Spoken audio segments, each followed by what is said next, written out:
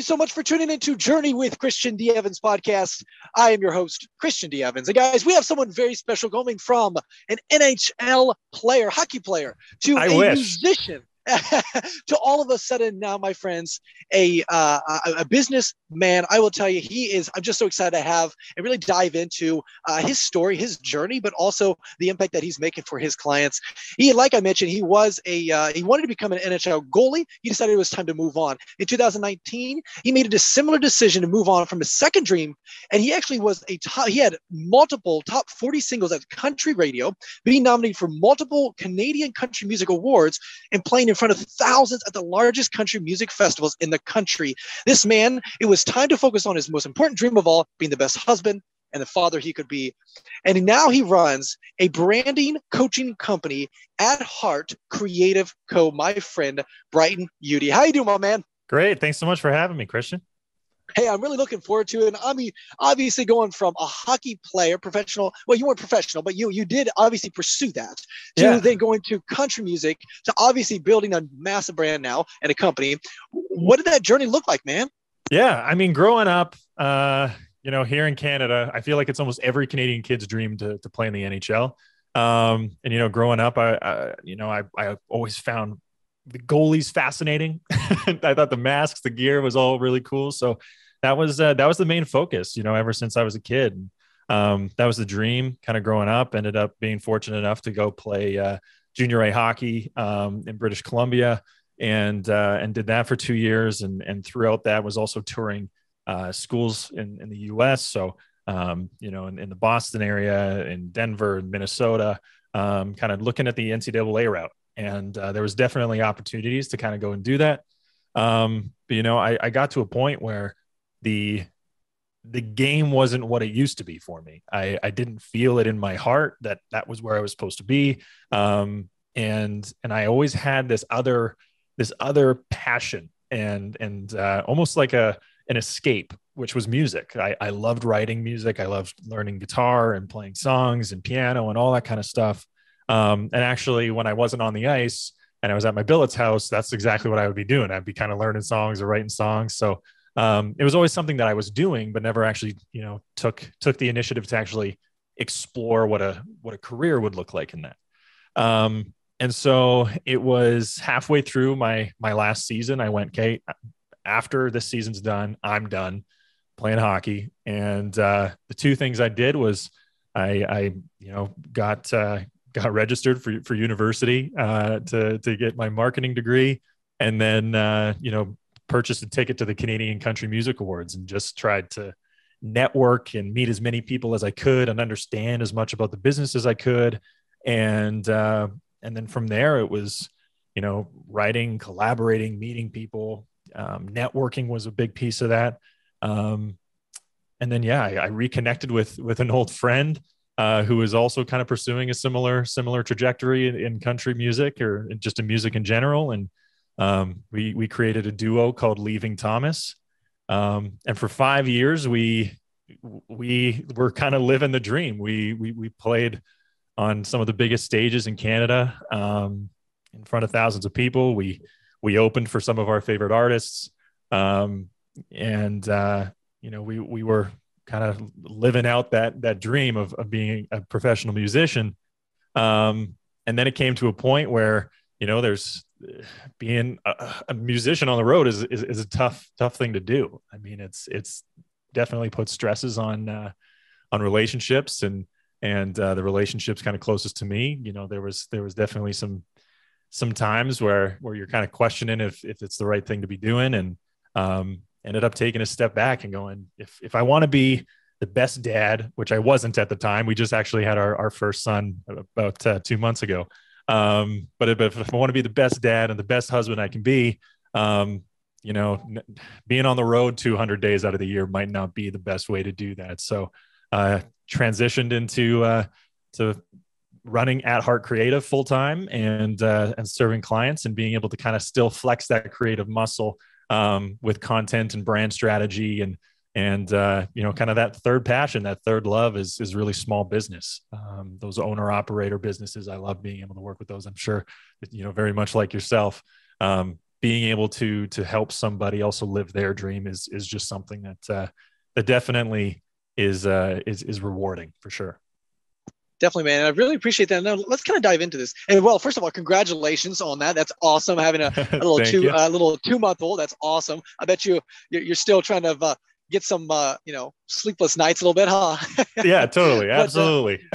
Bryton, let me kind of dive into kind of your music career to then obviously Yeah. pivoting. And let's kind of dive into that because see, I think there's a lot of juice to that because first of all, it was producing. It was actually creating. It wasn't like oh, this is not producing anything. It's actually producing, creating, but Yeah. you had to come to a grips of, hey, which one's, I mean, that's good, but what's great? And you want to obviously have be a great father and so forth.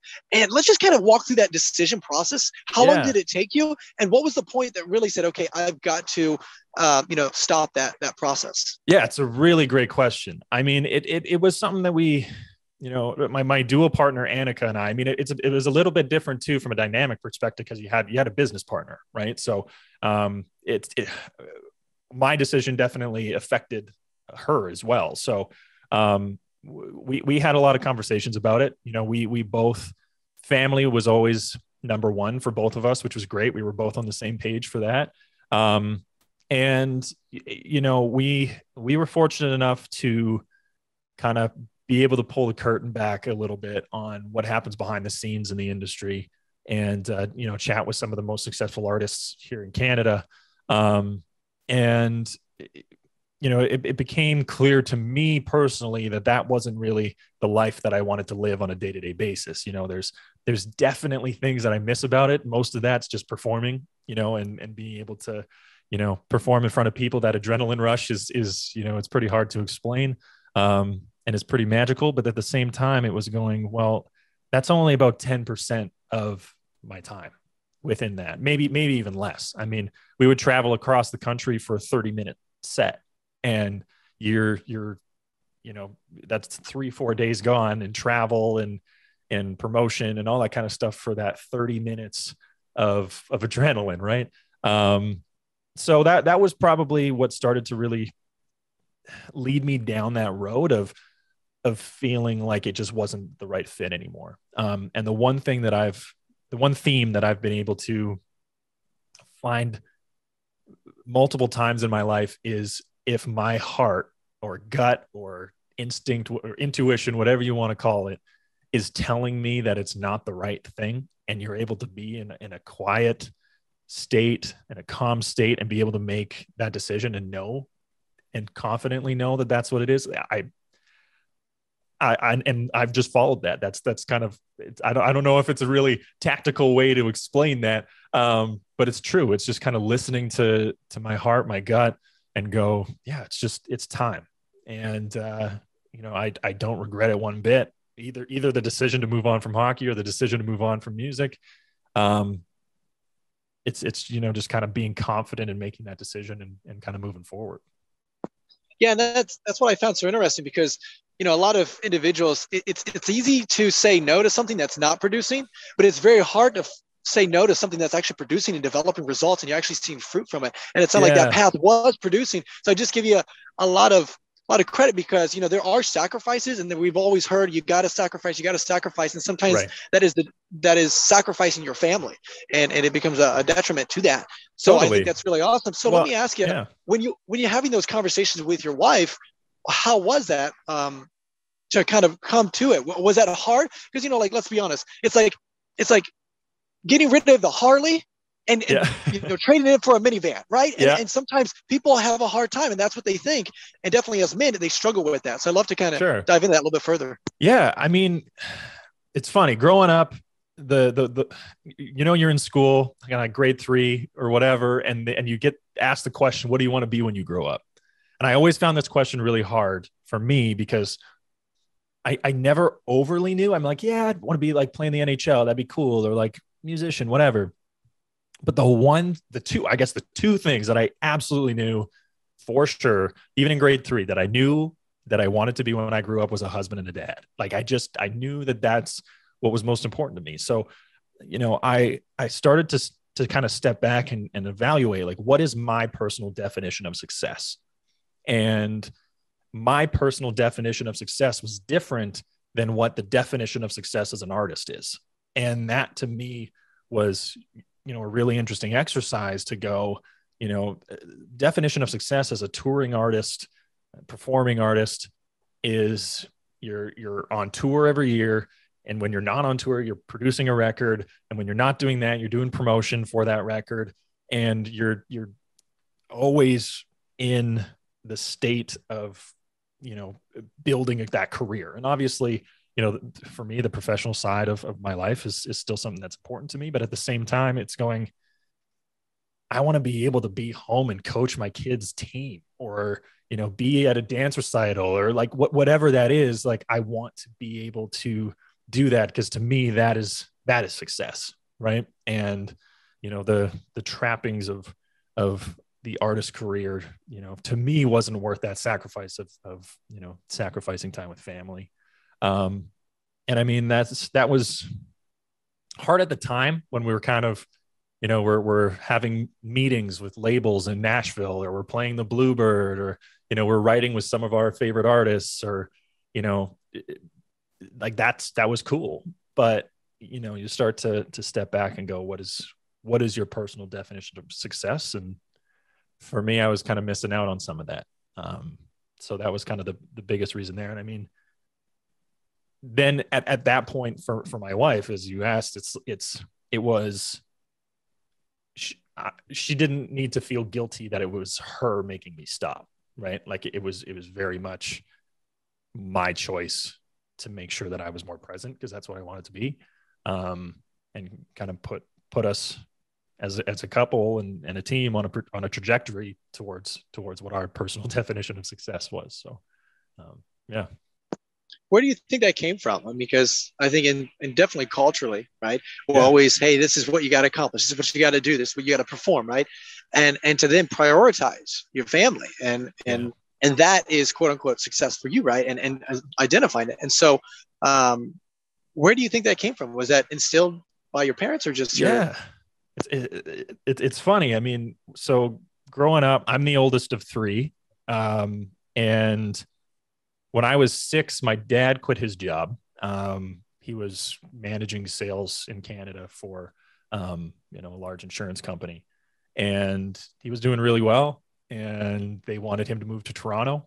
We're in Calgary, so we're on the, the west side of the country. And my mom's family and everything was here. And they were like, well, we want to give you this promotion, but it would mean you have to move to Toronto. And they both went, we don't really want to raise a family there. It's, it's not overly, that we don't have our network out there, our support system out there. It was a tough decision, but my dad was flying home from Toronto one day and, wrote down that he was going to start his own company. And I was 6 when he made that choice. So it was pretty cool for me to be able to watch him make that decision and, prioritize his family as well. And to be able to see him take that risk and that initiative, and my mom support him in that. I think, I almost by osmosis, I was able to kind of take those lessons and learnings from decisions that he had made, and my mom had supported him in making. And, I attest a lot of my success to what my dad's been able to kind of show me how to, kind of walk that line, of pursuing something meaningful in his professional life, but also, doing it for his family. So, he's definitely kind of my hero, my role model in that way. But yeah, that's definitely kind of where I saw that he was able to coach my hockey teams growing up. He was able to, coach baseball. He was at almost every music recital or what have you. So it was just definitely being able to go, I want to be the dad that he was for us. And, kind of definitely made some of those decisions a little bit easier to make. That's awesome. Have you ever told your dad that stuff? Because that's pretty sweet. Yeah. Pretty sweet. I mean, I've written it in cards, because I feel like it's definitely harder to kind of just sit across the table at dinner and go, hey man, you're the total best, which, I try my best, but, it's definitely something that I've tried my best to kind of share with him in that way. But yeah, That's awesome. yeah, That's awesome. totally. I appreciate you sharing. That's cool. And so like when you're going through that decision process a little bit, because that's sacrifice, right? That's very. What was the uncertainty afterwards? Because it wasn't like you just pivoted very quickly from, hey, this amazing career to all of a sudden building your business. What was that length? And was there uncertainty? What was that in that relationship? What was that kind of that like that just uncertainty, if you will? Or did you Totally. know right away, hey, this is where we're going? Yeah. So I actually started at Heart Creative in 2016, right when I kind of left, when I graduated university, and at that decision was, as a starting off musician, you're not making any money, right? Like you're making enough to pay for gas to get from one gig to the next. You're not really taking home, any meaningful amount that can contribute to your family or what have you. So I started at Heart Creative right out of university, honestly, to be in charge of my own time, so I could consult or do social media or build websites while I was on the road, and then take meetings when I was in town. So that was kind of the initial piece, and it was more or less a side hustle while I was pursuing music.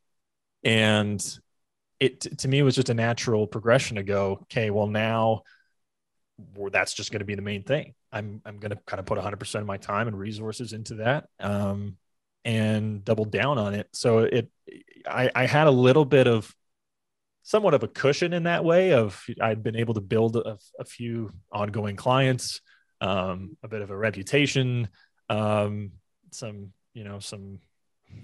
marketing and stuff around that. So it wasn't a huge kind of uncertain jump, but it certainly was, okay, now I've got 12 hours in my day, 8 hours in my day that I'm going to dedicate to this thing instead of 3 or 4 or maybe 2. Right. So, that transition was a bit of an adjustment, but I mean, it definitely was something that was also exciting at the same time. I mean, you're kind of being able to put all your effort and focus into something that you're working on. Things can happen a lot quicker too. That's awesome. And so kind of tell me a little bit, because I know you guys have a lot of services that you guys provide. And I always find it very interesting because I do know a lot of my audience, they struggle with this a little bit, redistributing content, leveraging that same content and really have a massive, like you just said, a massive following that you can obviously get, paid off of, right? Yeah. And obviously leveraging it at the fullest level, of course. So what kind of tell us a little bit about your services, as well as let's kind of dive into each one a little bit. Yeah, for sure. So At Heart Creative started mostly as a branding company and a brand strategy company. So I developed a brand strategy process that I call the brand clarity framework. That really is focused on getting to the heart, pun intended, around the company name, to the heart of the brand, right? So we don't want to really start doing any substantial marketing until we really understand who is the perfect customer. What does the brand stand for? What is the core story that we're telling? So we run our clients through that process. And then we have a clear understanding of who the brand is, who they're actually marketing to, and the story that we're trying to tell throughout all the marketing. So once we kind of go through that exercise, then we would start, if they needed it, some brand aesthetic design. So logos, colors, typography, imagery, all that kind of stuff. And then from there, the most impactful piece that we've seen is content marketing. I'm sure you've had several guests kind of talk about this on your show too, but especially for owner operator businesses, the biggest thing I found is a lot of the time they don't have time, or they don't have the gumption to sit in front of a camera or in front of a microphone and talk for 20, 30, 60 minutes and create a piece of content. And if they do that, then they don't have the time or resources to break it down, edit it, post it, and actually get as much out of that piece of content as possible. So what we decided to do is create 3 content packages and focus that around a content pillar. If you're familiar with Gary Vee, right, you've got either a podcast or a video series, and we've got a client that's, running a podcast for accounting firms. And then we've got a nonprofit here in town that we're doing a cooking show for every month. And we're able to kind of break that content down and leverage that to, to help market their business and kind of lessen the amount of stress on internal resources for our clients, and try and maximize the amount of attention and content that they can share. So. Yeah, which makes sense. And so let's kind of dive into the branding, because, my question really isn't about, why is branding important? Because we all know, definitely my audience, they know that. But really, it's like what next steps and what to focus on to make sure that they get the best return on their investment or return on their time, right? Yeah. Because we could all focus on a little logo. And I've talked to entrepreneurs, and they waste so much time on that logo. Yeah. And what I think is more that congruency and consistency throughout your process and systems. But I'd love to get your, expert opinion on what to focus on as a company that's doing, high six figures and maybe stuck at $1.1 million. They're ready to kind of focus on that brand and really that brand strategy and that really clarity on that avatar, really scale to that $5, $7, $10 million mark. What have you noticed is the best, like step 1, step 2, step 3? Totally. So we start with, like I mentioned, the brand clarity process, and what that is a three-stage process. The first part is, we like to think of brands as people. It's just so much easier to think of what does a brand look like if it was a person. So we start with the brand spirit. So that's kind of your core why, your purpose, your passion, the cause of the company, the cause of the brand, and then the superpower. So what makes them better than anybody else in their space? And then the core principles. So, what are some of those actions that you're taking in order to, to walk the walk, right? Instead of just talk the talk. So what are those things that you're actually doing?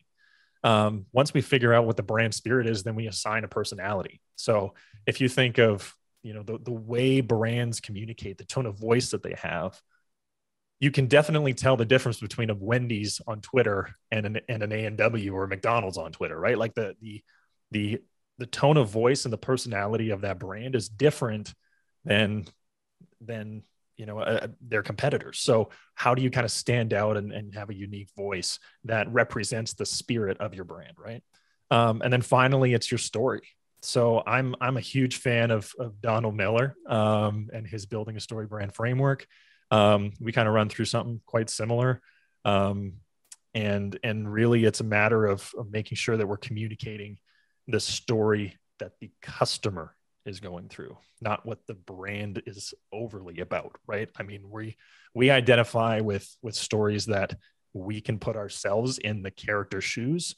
And as brands, we should be communicating to our perfect customers as if it's their story. What are their problems that they're going through? What journey are they on? What are they trying to transform into? And how can we as brands support them in that? And those are kind of the three sections that we work through, workshop through to really hone in on. And then that's kind of the touchstone. That is what we come back to every single time we're creating a piece of marketing content, email campaign, what have you, to make sure that it's all consistent. Because to me, the number one rule in branding is consistency. The number of times that I have seen clients use different colors in their logos is like wild and frustrating.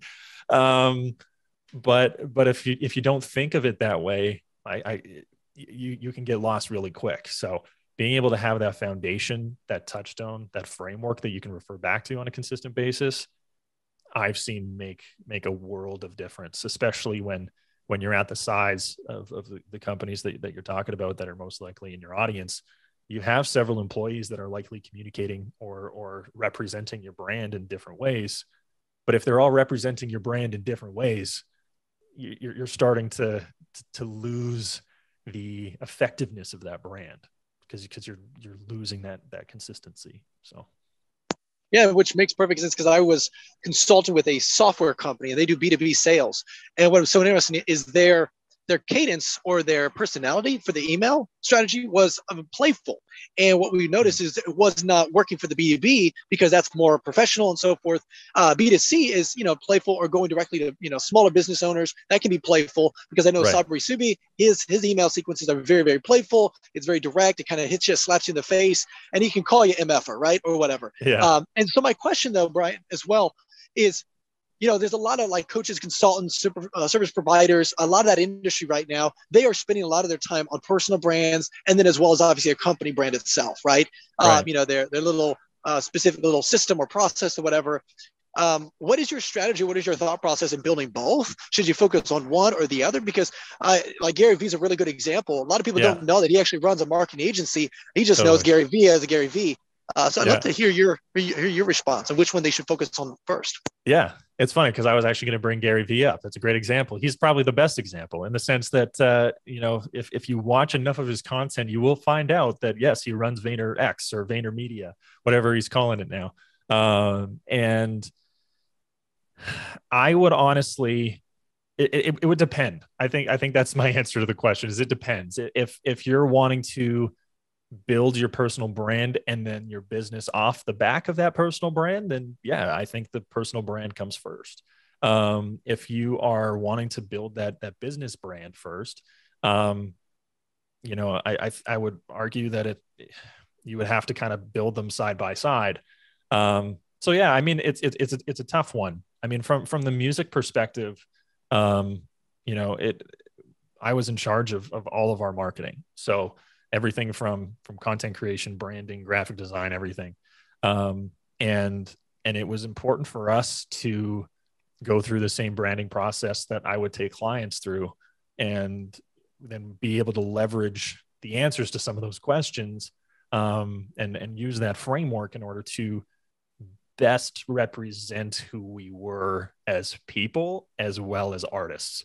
So, we had a YouTube show and a podcast that were more about who we were and not so much about our music. So, I mean, but at the same time, we were trying to build our music career. So and sell music and up our guarantee at festivals and stuff like that. But I think it definitely worked in tandem in that way. So, I know that probably doesn't clearly answer your question, but I think it definitely depends kind of on the industry. For coaches, 100% it's the personal brand, 100% the personal brand. People want to work with coaches that they can identify with, that they can empathize with, that they believe in. And that's kind of the core thing in my mind is if you're representing yourself in the way that you want to be represented and build that reputation consistently, then yeah, I would definitely kind of focus on the personal brand. Definitely. And so when we're talking about branding, because I've even worked with companies that they have a cool branding sheet where these are specific words that I like to use, right? And there's that asset, if you will, for their kind of cadence of working with their clients and so forth, because they know that it resonated with their clients. Do you get that specific, or how specific should you get in regards to, like, obviously, hey, these are the word vocabulary, these are the words that we like to use, these are the words we do not want to use or remove from our vocabulary or our social media content, and obviously other things, because I think to me it gets more than just the colors of a logo or the colors of the website. It's so much more. And so I like to kind of get into some other things that other people don't think about, that obviously that's where you bring value to the space. Yeah. So the second stage of our process, the personality side, we actually go through a process which we call the voice filter. So, we have our set of personalities that we kind of assign to a client and then massage that to make it a little bit more customized. But within that, we have what we call a voice filter, which is, kind of a 4 column piece, honestly, that we talk about tone, we talk about character, we talk about the language that is used, and then the purpose of that communication. So yeah, we will get into words that we use, words that we don't use. Example for a client, we're talking about, they're building a community of accountants. And, we're going back and forth of are they partners or are they members? right? And I think getting down to that, especially if you're in an industry like financial services, as an example, that is maybe a little bit stale at times, and there's some verbiage that seems a little cliche or what have you, or like outdated, or doesn't actually feel like a trustworthy phrase, or it's been used too many times or has a bad connotation to it, then yeah, like that's where I would start to go, well, let's not use that phrase. Instead of using partners, let's use members, because it's more inclusive and it talks more about like it leads to more community building. So those are definitely all pieces that we will use within the branding process. And I think some of that is also kind of adapted as you start to implement the brand as well. I mean, it's impossible to predict absolutely every single which way you're going to implement a brand. I'm very much a believer of the 80-20 rule. So if we get 80% of the way there, the rest of the 20% is going to start to come together as we start to implement. But having a really great foundation for that 80% definitely makes a difference when you're starting to implement a new brand. And I mean, that's the whole next step of branding is, yeah, you can put together all of the resources and strategy and framework together, but then it's the hard work. Then it's actually implementing that in a consistent way to build that overall reputation over time. So That's awesome. That's awesome, because I think it's so valuable, because what you're saying is like that next strategy, next level kind of content that a lot of people don't even think about. And regarding kind of that personality, right? And understanding the vocabulary and stuff, sure. And obviously congruing it and deploying it in all your content pieces. So now with leveraging social media, which would you suggest is the best? And I guess it depended upon obviously that industry and things like that. But I know like TikTok, it's a very young audience. You get a lot of engagement. However, though, it's a very young audience, so it may not be the best. But it's good to plant the seed when they're 40, right? And right now they're like 18, 19 or whatever. But my question is really which, let's say just take, for example, the regular, company, right? And let's say Coca-Cola or maybe a larger brand, which social media account or which ones should they focus on to get the best results? Yeah. I mean, Coca-Cola is, you got to be everywhere. You're going to have the resources where you can have a team specifically dedicated to each and every platform. When you're that size, that to me, that's an absolute no-brainer. Because you want to be making content that is relevant to the network that it's on. The approach that we take with our small to mid-sized companies wouldn't probably fit for a Coca-Cola, because we're going focus on one piece of content either per week or per month, and break that down and leverage that for all different platforms. Well, let's kind of dive into that for a second. Yeah. So like let's talk about the thought process, I guess. So like let's say someone's listening to this, they're like, there's a ton of social media.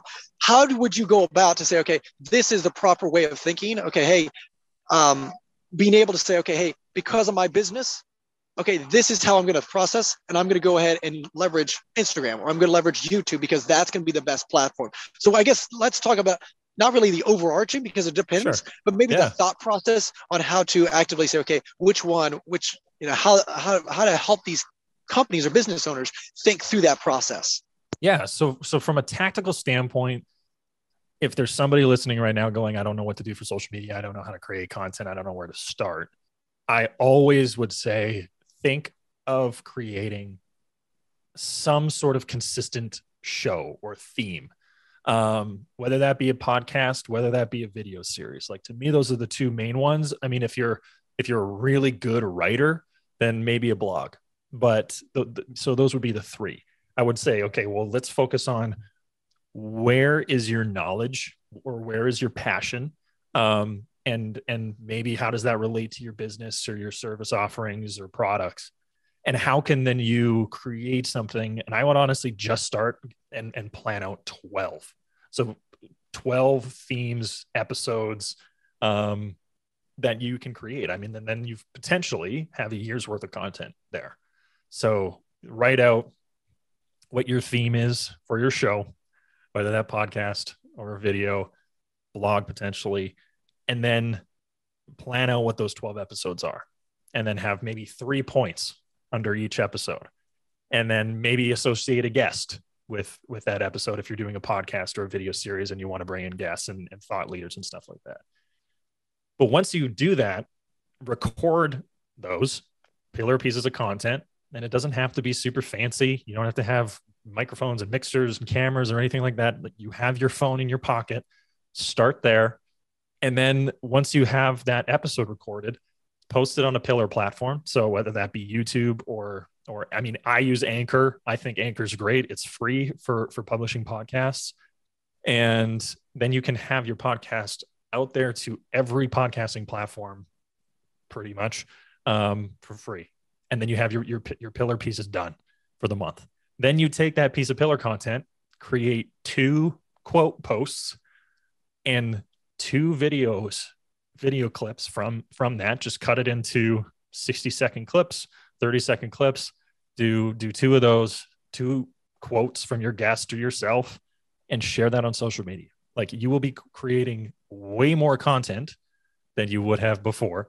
And just consistently follow that. And as you start to get comfortable and familiar with the platform and the process and the content and what's working, then you massage it and you update it and you tweak as you go. And then you can potentially get a little bit more platform specific. You know, a piece of content on TikTok should likely be presented differently than it does on LinkedIn.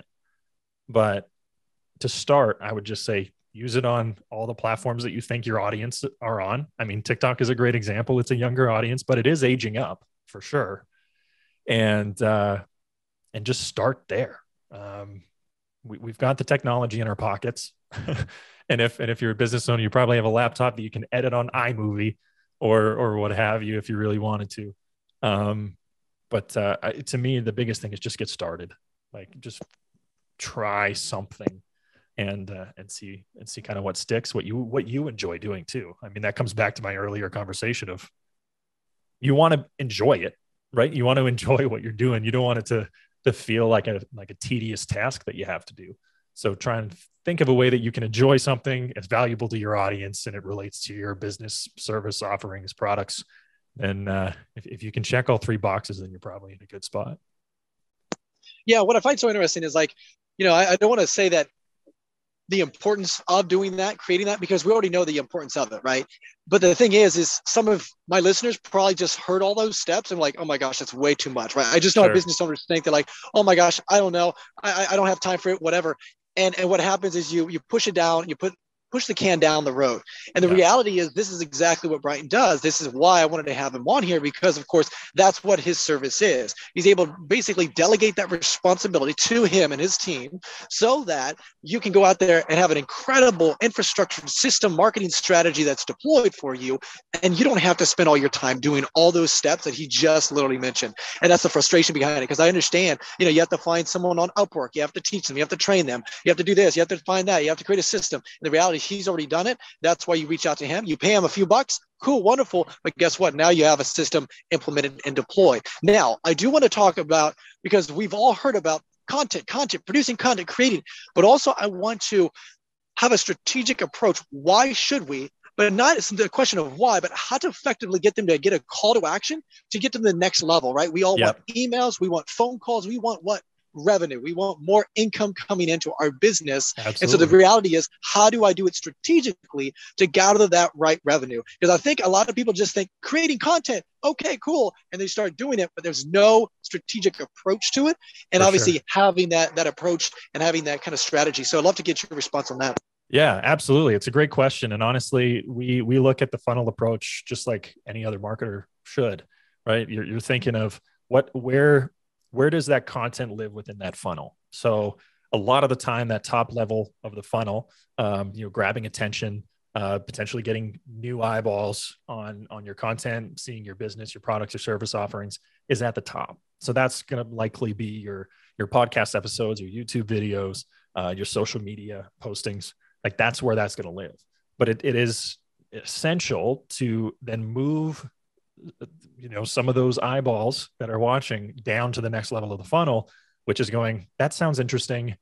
I want more information, right? And moving down there, a lot of the time it's going to be a lead generator, free giveaway. free as in give me your email and and we'll put you in a sales campaign, but free enough that you're all you're getting is a name and an email address. And then you can continuously send them, kind of lead them down, walk their hand down the road from a sales perspective and go, this is a offering that you asked for a download. And this is kind of that next level of that. So making sure that your sales campaign, your emails are related to the lead generator that somebody just downloaded, whether that's a PDF, video series, what have you. And then trying to then make a delicate handoff to a sales team. And that being done kind of through that sales campaign. So you start with your content at the top, your podcasts, videos, social media content, and then lead them to that free offering. Obviously it's a bit of an oversimplification of the process, but yeah, lead them to that free offering, ask for their email, send them that free offering, and then send them a series of emails to follow up and go, this is something that we talked about in that lead generator. Have you thought about implementing that in this way in your business? And then have that call to action to go talk to one of our sales reps today, or purchase this product, or what have you. And then hopefully you're moving them down that line in a systematic format. And then hopefully you're able to track, how many people watch the videos, how many people have been downloading the resource, how many people have actually purchased that product or that service. And then you can kind of measure and tweak based on some of those numbers. So yeah, I'm glad you brought that up, because that is the big thing. It's the ROI, right? It's being able to have a tangible outcome for the investment that you're making in your marketing and your content. Yeah, and I want to kind of emphasize this real quick to our audience, because it's very interesting. If you really study Gary Vee and his strategy, he was 28 when he started doing a lot of YouTube stuff, whatever. Okay, cool, wonderful. And then he obviously created a massive audience.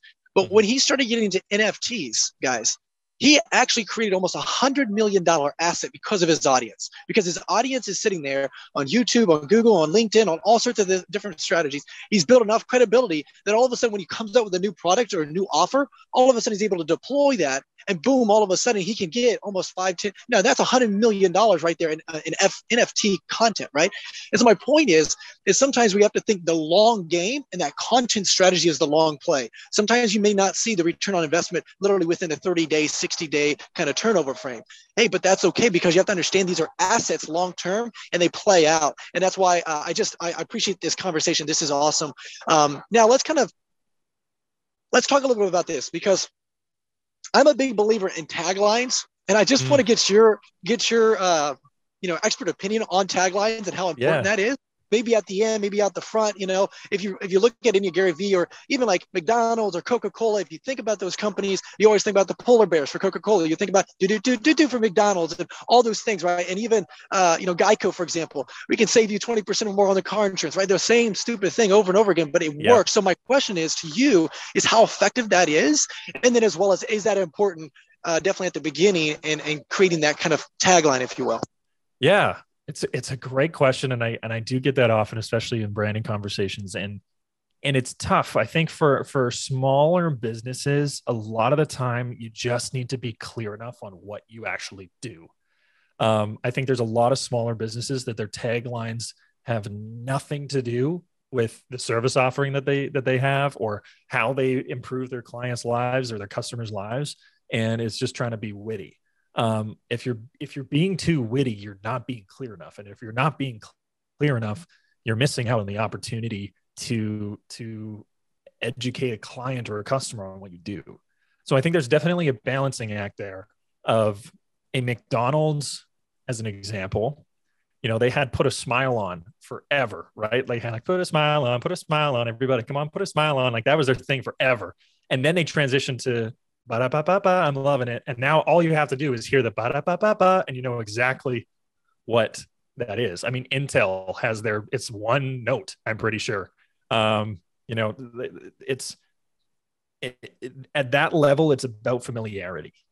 So they have the marketing dollars to put, more of a branding marketing piece in front of you. So whether that's a Coca-Cola commercial with Santa and polar bears at Christmas time, or it's, a sizzling burger on a grill and the little jingle going off. Like those are more trying to keep their brands top of mind. And if they have that amount of budget being able to be allocated to that, I think it makes a lot of sense because you're focusing on brand familiarity and you're competing against a Pepsi and a Coke, right? Like that's kind of where you get to that level of differentiation. But for small to mid-sized business, I would argue a tagline should be more focused on who you're serving and how you're serving them. And it's tough because you're trying to distill all of the amazing work that you do down into a sentence and maybe even like a really short sentence, right? So, I mean, as an example, one of our clients, their tagline, if you will, is the integrated approach to growing and protecting your wealth, right? So we're trying to be super clear on what they do, and try and not leave anything up for debate within that. But at the same time, it's just hard because I think a lot of people want to be creative and witty and different. But a lot of time we have less than 3 seconds to communicate what we do to people, especially on socials and, the short attention spans that we have. So yeah, I mean, that's kind of my perspective on the whole tagline thing for sure. Yeah, that's awesome because I do find it very interesting. And again, I think the biggest thing to me, what I've discovered is it's not really, you have to sit there in a boardroom and try to figure out with your marketing team. It's more of, hey, sometimes the most creative, the most random thing comes from maybe your customer or your client or a consistent thing that you're seeing or consistent thing you're hearing. Sure. I've like, for example, I think, a really good example just recently when Biden was running for the first several months, he did not say build back better. And then was all of a sudden, I think in one of his speeches, he said, build back better. And all of a sudden that became their tagline. And then that was their kind of movement. Whether you agree with him or not, it doesn't really matter. But that was the thing that I noticed. He was not deploying that at all at the beginning of his campaign. And it was later on that he said, build back better. And that was that kind of the focus of it. And it still is the focus of a lot of their strategy. And of course, you look at Donald Trump, make America great again, et cetera, et cetera. Totally. It doesn't matter if you agree or not agree. But the thing is it becomes a very powerful tool. But sometimes you don't have to think about it. It's sometimes it come across as the most random thing from your client. So I appreciate you diving into that. So let me ask you, my man, how can my audience reach out to you and obviously leverage your service? Yeah. So pretty much all of our contact information is on @heartcreative.com. You can reach out to us there. My personal email is Bryton at heartcreative.com. So if you want to reach out, have any questions or anything like that, happy to chat. And yeah, again, Christian, thanks so much for having me on the show. I appreciate the time. It was fun to chat. I hope it was a valuable episode for your audience. So, yeah. Appreciate that. It definitely was, man. And obviously, I really appreciate you diving into the incredible expert and advice and services that you provide. And guys, those links will actually be in the description below. Make sure you reach out. Make sure you go to that website. Make sure you communicate and get a demo. Make sure you have this conversation with him and his team. And guys, the biggest thing is just like Bryton was talking about earlier in the podcast, take action. And right now, this is your call to action. Making sure you go in there, click on that, and integrate and obviously leverage his service. And then obviously as well, Bryton, I really appreciate your value and your time as well being on our podcast. Before we let you go, is there any last words you'd like to share with our audience? Honestly, I would probably just say if you're thinking about making a big change in your life, listen to your heart, make that choice, take that leap. It's never led me astray. So honestly, if there's something that's kind of gnawing at you in your gut, it probably means you're heading in the right direction. So and I would just wish your listeners the best of luck in that regard. I hope everything kind of works out for them in that way. And that's awesome. Ladies and gentlemen, that is Bryton. Guys, that is Christian D. Evans' podcast. Until next time, be uncommon.